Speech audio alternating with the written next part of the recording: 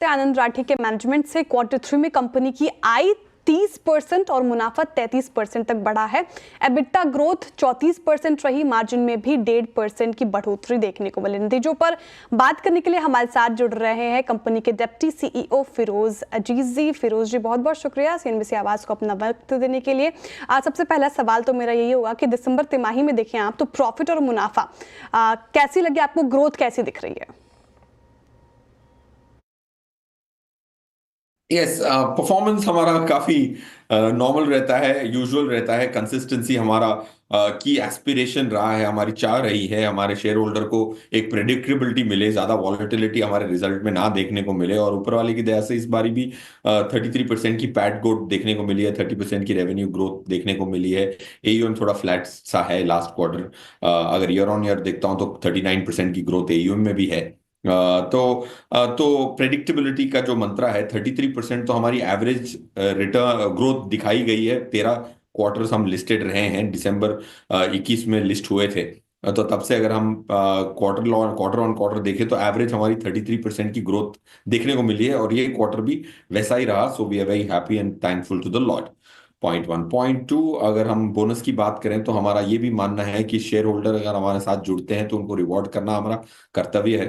तो वैसे ही अगर आप हमारी डिविडेंड पॉलिसी देखें हिस्टोरिकली, और अगर वापस हमारे जो प्रॉफिट्स हैं काफी बड़े हैं लास्ट 2-3 सालों में लिस्ट होने के बाद, तो बोनस 1:1 का बोनस भी हमने डिक्लेयर कर दिया है बोर्ड की अप्रूवल के साथ। जी, first of all good morning Firoz sir, मैं कंचन बात कर रही हूँ। और मेरा दूसरा सवाल आपसे ये होगा कि बाजार में इस टाइम पे हम देखिए तो करेक्शन का जो मूड है वो लगातार बना हुआ है, लेकिन बाजार में जो करेक्शन है उससे क्लाइंट्स का मूड कैसा है, और इक्विटी में बेसिकली एलोकेशन का इस टाइम पे आप ट्रेंड किस तरीके का देख रहे हैं? तो हम हमेशा क्लाइंट को पहले रिस्क समझाते हैं कि भाई हर 10-15 महीनों में एक बार तो मार्केट 10% गिरती गिरती है। ये सेंचुरी के 24 साल निकाल के आप देख लें, तो अगर ये मार्केट का सेकंड नेचर है, वर्ताव है, तो वो समझ के पैसा लगाने वाले का ही पैसा हम लेते हैं। अगर उनके ये समझ नहीं आता है तो वो पैसा लॉन्ग टर्म पैसा है ही नहीं, वो एफडी का पैसा है और वो मेहमान है इक्विटी मार्केट का। तो ये समझाना मेरे हिसाब से चेक लेते वक्त और हर मीटिंग में समझाना जरूरी है कि ये मान के चलें, क्योंकि एफडी से ये 3 गुना ज्यादा रिटर्न देता है, पोस्ट टैक्स पे दे चुका है। तो ये जरूर है कि आप लीनियर कर्व ऊपर की तरफ आप हमेशा उम्मीद करेंगे तो गलत होगा, वरना एफडी से ज्यादा रिटर्न क्यों आए। अगर एफडी का बर्ताव आप उससे चाहते हैं तो आप जरूर मायूस होंगे। So we prepare the client much before it's too late, that second. और तीसरा, हम रिस्क ही एक बहुत क्लोजली मैनेज करने की सोचते हैं। और रिस्क को हम अंग्रेजी में नहीं बात करते, हम उसको मेजर करते हैं। Beta, standard deviation, value at risk सब मेजर करके हम अपना पोर्टफोलियो क्रिएट करते हैं। जब वक्त थोड़ा बुरा होता है तो एक अंतर पता लगता है कि कौन सा वेल्थ मैनेजर के प्रति वो पैसा ज्यादा देना चाहे। तो हमारे हमेशा ऐसी मार्केट के झटकों में कंसोलिडेशन बढ़ जाती है। इसीलिए हमारी सबसे ज्यादा नेट फ्लो आई है लास्ट क्वार्टर में। लोग कहते हैं सेंटिमेंट खराब है, 3,400 करोड़ कैसे कलेक्ट कर ली, क्योंकि क्लाइंट कमाता नहीं है एक क्वार्टर में, बट दूसरे एडवाइजर का देखता है कि यार उसके 25% गिर गया। तो रिस्क के समय में ही पता लगता है कि रिस्क कहां लिया गया। बिल्कुल। लेकिन फिरोज जी, आनंद राठी में सिर्फ लिस्टेड इक्विटी प्रोडक्ट ही बेचते हैं आप, अनलिस्टेड और इसके जैसे दूसरे प्रोडक्ट से आपने दूरी बना रखी है। अपने कॉम्पिटिटर्स के मुकाबले ये आपको किस तरह से बेनिफिट करता है? साथ ही आपको क्या लगता है कि रिस्क एडजस्टेड रिटर्न अच्छे होंगे आने वाले क्वार्टर्स में? बिल्कुल सही फरमाया आपने कि हम वही प्रोडक्ट देते हैं जो हमारे खुद के पोर्टफोलियो में होते हैं। अगर मेरे model portfolio equity mutual fund उदाहरण के तौर पे 14 स्कीम है, तो वही मेरे डीमैट अकाउंट में या फिजिकल यूनिट्स में वही 14 स्कीम आपको मिलेंगी, मेरे टॉप क्लाइंट में भी और मेरे पोर्टफोलियो में। अब अगर अनलिस्टेड स्टॉक मैं खरीदने लगूं तो फिर शायद क्लाइंट को देने भी लगूं। बट पॉइंट ये है कि भाई अगर सरलता से 14-15% की कंपाउंडिंग मिली है, हमारा मॉडल पोर्टफोलियो 2014 से अप्रैल 2014 से बीटा रिस्क ली कम से निफ्टी से कम ली, और 89% निफ्टी को बीट किया on overall equity, structure product, debt fund सब मिला मिलू के। तो अगर मुझे मिल रही है रिटर्न 14-15% की, निफ्टी से ज्यादा मिली है ऊपर वाले की दया से, पास्ट में ऊपर वाले की दया रही तो आगे भी मिलेगा, बट निफ्टी से कम रिस्क लेके तो रिस्क एडजस्टेड रिटर्न तो काफी अच्छा हो गया। तो मैं सरल चीजें लेके वो अचीव कर सकता हूं, तो मैं कॉम्प्लेक्स चीजें लूंगा क्यों? अगर मेरा ऑब्जेक्टिव ना मीट आ रहा हो, मैं यहां से घर जाने के लिए प्लेन तो नहीं लूंगा, गाड़ी से चलूंगा, अगर गाड़ी में ट्रैफिक ज्यादा रही तो चल के निकल लूंगा, 1.5 किलोमीटर तो है। So point I am trying to make is we always have to take the path which is the simplest to achieve an objective rather than the most complex. रहा सवाल दूसरों के पोर्टफोलियो की परफॉर्मेंस खराब रहे वैसे समय में, हम उनको अटैक नहीं करना चाहते, हम ये चाहते हैं कि भाई हम हमारा काम अच्छे से करें, क्लाइंट समझ जाएगा कि कौन अच्छा काम कर रहा है, वो पैसे दे देगा।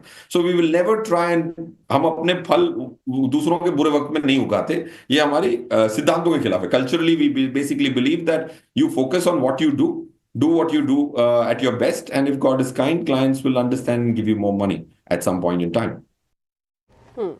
फिरोज सर, मैं अब ऑपरेशनल नंबर्स पे आना चाहूंगी डायरेक्टली, बिकॉज अगर हम मार्जिन्स की बात करें, आपको क्या लगता है कि आने वाले क्वार्टर्स में मार्जिन्स में हमें कोई इम्पैक्ट आता हुआ दिखाई दे सकता है? बिकॉज इस टाइम पे अगर हम AUM ग्रोथ देखें कंपनी की क्वार्टर ऑन क्वार्टर बेसिस पे, तो वो कहीं ना कहीं फ्लैट टू नेगेटिव साइड पे देखने को मिली है। सिंस उसका जो पीछे का रीजन है वो बोल सकते हैं कि मार्केट इस टाइम पे काफी ज्यादा वॉलेटाइल है, बट आप इस चीज को किस तरीके से रेट कर रहे हैं? देखिए, हमारी जो रेवेन्यू की यील्ड है ना, वो इम्पैक्ट नहीं होगी, ये हमारा मानना है। राइट, अब वक्त बताएगा। राइट, हम अपना बिजनेस ठीक समझते हैं, हमारा हम we understand our business reasonably okay, not very well, maybe at least okay, that हमारी जो रेवेन्यू यील्ड है वो हम बहुत पॉजिटिव है। अगर क्लाइंट कहता है कि मैं डिस्काउंट चाहता हूं कि आप कॉस्ट कम कर दें, तो हम कहते हैं भाई, हम वैसे क्लाइंट लेते ही नहीं। हम कहते हैं भाई, आपके लिए 13-14% कमाना है, हमारे लिए 1% कमाने की हमारी चाह है, और उस वो है तो आप हमारे क्लाइंट हैं, हम आपके लिए पूरी श्रद्धा करके risk adjusted return best in class India का देंगे। So point one, revenue yield compression is out of question to the extent possible. Second, हम पीबीटी 40% में बहुत पॉजिटिव है, पीएटी 30% बहुत पॉजिटिव है। रहा सवाल एयूएम ग्रोथ का, एयूएम 3-4 जगह से आता है। एक जगह पे जरूर इंपैक्ट पड़ी है लास्ट क्वार्टर, जो मार्केट की ग्रोथ होती है उसकी वजह से, क्लाइंटों के पोर्टफोलियो में जो बढ़त आती है उसकी वजह से रेवेन्यू हमारी बढ़ती है, क्योंकि हमारी ट्रेल कमीशन भी काफी होती है। सो वो लास्ट क्वार्टर अच्छा नहीं रहा। बट आप ये देखें कि अगर मैं 1200 करोड़ लास्ट 1100 करोड़ समझें on a lower side per month collect कर सकता हूं, और इसमें 10% का इजाफा करता हूं, तो 2025 तक मैं कितने पैसे, कितने एयूएम पे पहुंच जाऊंगा अगर मेरे क्लाइंट की 10% 12% की पर एनम रिटर्न आती है। तो वो मॉडल हम इंटरनली कैलकुलेट करते हैं, वही मॉडल हम देखते हैं। और you be please if somebody took an Excel sheet and did this math, net mobilisation जिसको हम कहते हैं कि नया पैसा लोगों ने जेबों से, बैंक अकाउंटों से कितना दिया, वो हमारा बेस्ट रहा है, which I think I am very very happy. AUM इतना बढ़त नहीं हुई जैसे आपने सही फरमाया, क्योंकि मार्केट ने थोड़ी सी मार्क टू मार्केट नेगेटिव दिखा दी फॉर द लास्ट क्वार्टर, और ऊपर वाले की दया रही तो that comes back in some time. बिल्कुल फिरोज जी, लेकिन एक ऐसा सवाल जो सभी के जहन में इस वक्त, जिस तरीके से बाजार में वोलेटिलिटी देखने को मिल रही है और जिस तरीके से चाल बाजार दिखा रहा है, आपकी क्या हिदायत रहेगी? क्या निवेशकों को अभी सलाह है बाजार में पैसे लगाने के लिए, या फिर अभी दूरी बना लेनी चाहिए? बिल्कुल सही कहा आपने कि जितना भी कह दो कि गिर सकता है, जब गिरता है तो दर्द तो होता है। राइट, एक सेंटिमेंट में थोड़ा डैम्पनिंग तो आता है। इसीलिए हम पोर्टफोलियो डिजाइन में भी ऐसा ही करते हैं कि एक प्लान ए होता है, एक प्लान बी होता है। हमारा वो सिद्धांत है कि प्लान ए होता है equity mutual fund, plan B होता है debt mutual fund and structure product.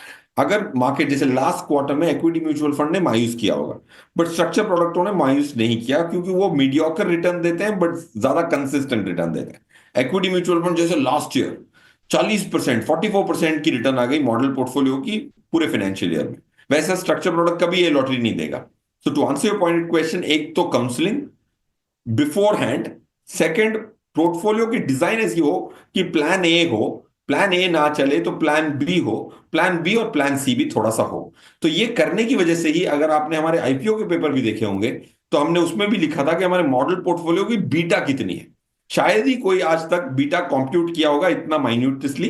तो हमारी जो पोर्टफोलियो, ओवरऑल पोर्टफोलियो की डिजाइन होती है मॉडल पोर्टफोलियो की, उसमें निफ्टी से 40% कम रिस्क लिया जाता है, ताकि काउंसलिंग भी हो और कोई रिस्क कम करने की सुविधा भी हो प्रोडक्ट में। To answer your pointed question, आज अगर हमारे पास क्लाइंट आता है तो हम वही equity mutual fund, structure product और डेट म्यूचुअल फंड का कॉम्बिनेशन जो बैक टेस्टेड है एंड फ्रंट टेस्टेड है, उसको ही हम सजेस्ट। बढ़िया, thank you so much Firoz sir हमारे साथ जुड़ने के लिए, बढ़िया जानकारी शेयर करने के लिए, फ्यूचर पर्सपेक्टिव के लिए भी all the best for upcoming quarters. Baheti sir, Anand Rathi के नतीजे आए, लेकिन उसके बाद एक गिरावट का सिलसिला हमें देखने को मिला है। दो मैनेजमेंट की तरफ से एक अच्छा खासा गाइडेंस आता हुआ दिखाई दिया है, बट आप आनंद राठी को पर्टिकुलरली कैसे देख रहे हैं, क्या करना चाहिए इस वक्त? जी, ज़रूर गिरावट देखने मिली थी इंट्राडे में, बहुत बहुत शानदार रिकवरी भी देखने मिली है लोअर लेवल से, और स्टॉक वापस एक अच्छा बाउंस देके सिर्फ 1% से कम की गिरावट में अभी ट्रेड कर रहा है। मुझे लग रहा है कि एक अच्छा मोमेंटम है, जिनके पास भी लॉन्ग है बने रहने की सलाह रहेगी, या कोई डिप आती है तो वहां भी खरीदाई जा सकती है, क्योंकि स्टॉक 200 डेमा के ऊपर ही ट्रेड वापस कर रहा है। एक स्टॉप लॉस जरूर मेंटेन करना चाहिए, वो है 3850, 3850 के करीब का कैसे मेंटेन करे। ऊपर में हमें लगता है इसमें शायद 4200 तक का जोन देखने मिल सकता है।